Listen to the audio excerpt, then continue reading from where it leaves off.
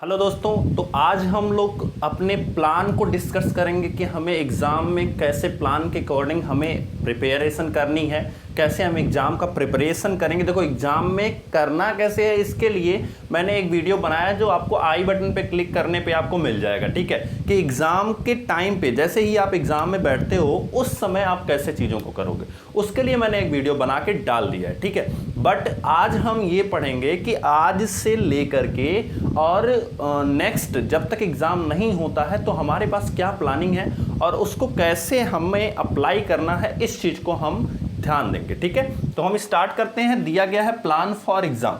देखो ध्यान से समझना कि कुछ सब्जेक्ट्स को, जो कि मैंने पिछले वीडियो में, कल वाले वीडियो में बताया था, इंपॉर्टेंट सब्जेक्ट जिसमें आपका एजुकेशन आता है। एजुकेशन में 2 बुक्स आप पढ़ते हो। अगर आप फर्स्ट सेमेस्टर में हो तो आपको साइकोलॉजी पढ़नी होती है। ठीक है, आपको साइकोलॉजी पढ़नी होती है।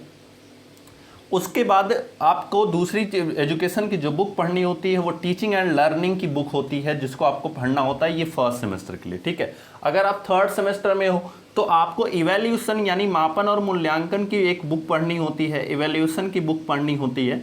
और उसके बाद एक बुक आती है आपकी जो कि आप कहते हो कि इंक्लूसिव एजुकेशन, जिसे समावेशी शिक्षा कहा जाता है, तो हमें उसकी बुक पढ़नी होती है। ठीक है, अब आपको ध्यान क्या देना है कि देखो जो थर्ड सेमेस्टर में इनको एक्सपीरियंस हो गया होगा कि ये इन बुक्स को या इस सब्जेक्ट को कैसे पढ़ेंगे, प्रॉब्लम आती है इनको। अब इसके बाद जो दूसरा हमारा सब्जेक्ट आता है वो आता है मैथ का।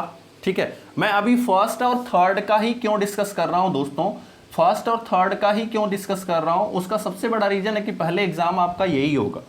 ठीक है, तो जैसे ही ये एग्जाम फिनिश हो जाएगा मैं आपको next Sunday second and fourth का डिस्कशन बताऊंगा, बिकॉज सेकंड एंड फोर्थ में आपकी इंग्लिश भी बढ़ जाती है। ठीक है, तो हम देखते हैं मैथ का हम कैसे प्रिपरेशन करेंगे इससे रिलेटेड। ठीक है, अब देखो यहाँ पे आपका 50 क्वेश्चन का ये आता है, 50 नंबर का आता है। और इसमें क्वेश्चन जो आपके होते हैं 15, इसमें टोटल आप कह सकते हो 15 क्वेश्चन ऑब्जेक्टिव के होते हैं। फिर 15 क्वेश्चन जो होता है वो 1 नंबर के होते हैं और 10 क्वेश्चन ऐसे होते हैं जो कि आपके 2 नंबर के आते हैं। ठीक है, इनको ध्यान में रखिएगा। अब हम देखते हैं यहाँ पे मैथ के कितने क्वेश्चन आते हैं। तो 5 ऑब्जेक्टिव क्वेश्चन आते हैं, 5 ऑब्जेक्टिव क्वेश्चन आते हैं। उसके बाद 5 जो आता है वो अति लघुत्तरीय आता है, यानी वेरी शॉर्ट आंसर टाइप का क्वेश्चन आता है। एंड जो आपका 5 नहीं आता है, 6 आता है। और 7 क्वेश्चन ऐसे आते हैं जो कि 2 नंबर के आते हैं, 2 नंबर के आते हैं। ठीक है, तो सबसे पहले आपको ध्यान ये रखना है, देखो मैथ का बड़ा सिंपल सा फॉर्मूला चलता है कि जो क्वेश्चन आपको आ रहा है, चाहे वो ऑब्जेक्टिव का हो, चाहे वेरी शॉर्ट का हो, चाहे शॉर्ट आंसर का हो, जो भी आ रहा है पहले आप उसे लगाओगे। यही मैथ है। और दूसरी चीज़, ये बहुत पुराने से है, बचपन से सुनते आ रहे होगे इस फार्मूले को, लेकिन आपको ये चीज़ ध्यान रखनी है कि जो आ रहा है पहले आप उसे लगाओगे। दूसरी चीज आप क्या करोगे, अगर बाय द वे कोई भी टॉपिक या कोई भी कंटेंट या कोई भी कैलकुलेशन आपसे फंस जाती है तो आप वहीं पे उसको क्या करोगे, क्विट कर दोगे। ठीक है, और क्या करोगे, आगे बढ़ जाओगे। आप वहीं पे उसको क्विट करोगे और क्या करोगे, आगे बढ़ जाओगे, यानी उसको वहीं पे छोड़ के आगे बढ़ जाना है। अब जो नहीं आ रहा है उसको पूछने का जुगाड़, अभी देखो जो आ रहा है, अब चूंकि हमें प्लान सीख रहे हैं ना, तो प्लान क्या करना है, अगले 20 से 25 दिन में आपको तैयार क्या करना है, ऐसे टॉपिक्स जो हर बार पूछे जाते हैं। जैसे फर्स्ट सेमेस्टर के लिए मैं बताऊं, ऐसा टॉपिक पूछा जाता है जो कि आपका मस हुआ, क्या मस से या लस से आपका एक क्वेश्चन फिक्स्ड है, आएगा। याद रखो दूसरा टॉपिक आपका आयत या वर्ग से बिल्कुल फिक्स्ड क्वेश्चन आएगा, ये फिक्स्ड है। ठीक है, तीसरा टॉपिक नंबर सिस्टम, जिसमें आपको दशमलव भी पूछ सकता है, जिसमें आपसे पूछ सकता है स्थानीय मान। याद रखना क्या पूछ सकता है, स्थानीय मान बिल्कुल पूछेगा। या पूछ सकता है कि डिविजिबिलिटी, जैसे 5 से विभाजित होने का नियम, या पूछेगा निम्नलिखित में से कौन सी संख्या 5 से विभाजित है। इस तरह के क्वेश्चन भी पूछ सकता है, यानी जिसे हम डिविजिबिलिटी यानी विभाजिता का नियम कहते हैं। ठीक है, तो ये भी आपसे पूछ सकता है। उसके बाद आपका जो मोस्ट इंपॉर्टेंट टॉपिक आता है मैथ में, मस, लस, आयत, वर्ग और स्थानीय मान हो गया। इसके बाद द मोस्ट इंपॉर्टेंट टॉपिक जो आता है वो आता है आपका वृत्त। याद रखना वृत्त आपसे जरूर पूछेगा। ये थर्ड सेमेस्टर के लिए भी फिक्स्ड टॉपिक है, बिकॉज थर्ड सेमेस्टर में 3-4 चैप्टर सिर्फ सर्किल का है, तो सर्किल से क्वेश्चन 2 नंबर का आना ही आना है। और याद रखो फर्स्ट सेमेस्टर के लिए 5वां जो टॉपिक है वो है ग्राफ, जो कि आप जानते होगे पिक्टोग्राफ, पाई ग्राफ। ठीक है, पिक्टोग्राफ, पाई ग्राफ, ये सब ग्राफ जो हैं इनमें से एक क्वेश्चन आपसे पूछ सकता है जिसमें मैक्सिमम चांस होता है पिक्टोग्राफ पूछने का।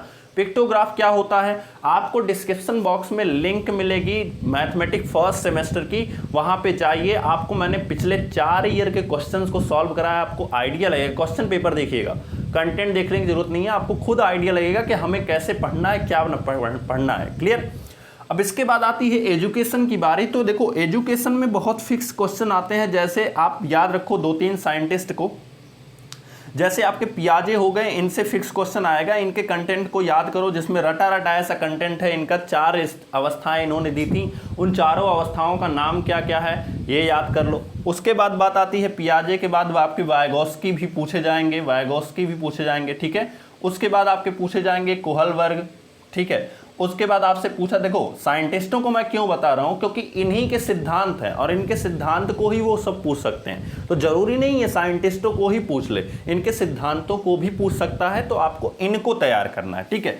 और इसके बाद आपसे जो साइंटिस्ट बचते हैं वो आते हैं जो आपके कह सकते हो कि जैसे आपका उसमें आते हैं बहुत सारे, वर्दिमर, कोहलर, कोफ्फा, जैसे चिंपैंजी के जो चिंपैंजी के ऊपर बहुत सारे चिंपैंजी के ऊपर आप लोग पढ़े होंगे। चिंपैंजी एक था जिसका नाम था सुल्तान, इससे रिलेटेड कंटेंट आपसे पूछ सकता है।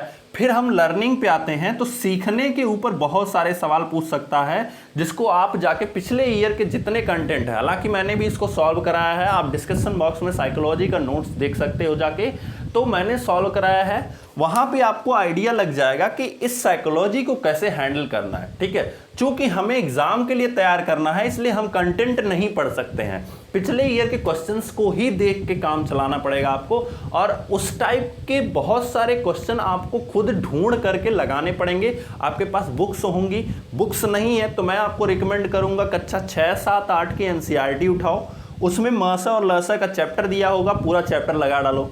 उसमें आयत वर्ग दिया होगा, पूरा वो लगा डालो। उसमें स्थानीय मान और डिविजिबिलिटी भी दिया होगा, उसको लगा डालो।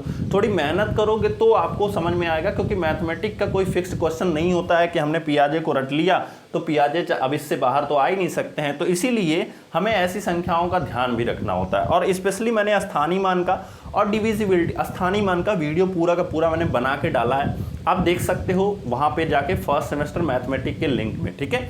तो इस तरह से हम प्लान कर सकते हैं। एंड थर्ड सेमेस्टर का इंपॉर्टेंट टॉपिक क्या क्या है उनके बारे में भी हम डिस्कस कर लेते हैं। थर्ड सेमेस्टर में जो घातांक है वो आपसे पूछ सकता है, याद रखना घातांक आपसे पूछ सकता है। उसके बाद आपसे पूछ सकता है पूरा का पूरा घातांक पूछने के बाद लघुगणक फिक्स टॉपिक है, जहां से आपके 2 से 3 नंबर आने के चांस रहते हैं।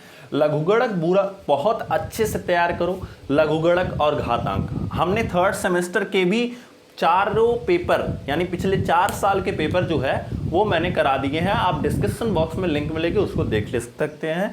फिर लघुगणक हो गया, घातांक हो गया। तीसरा जो आपका टॉपिक पूछा है, जैसा कि मैंने आपको बताया, वृत्त पूछेगा, बिल्कुल पूछेगा।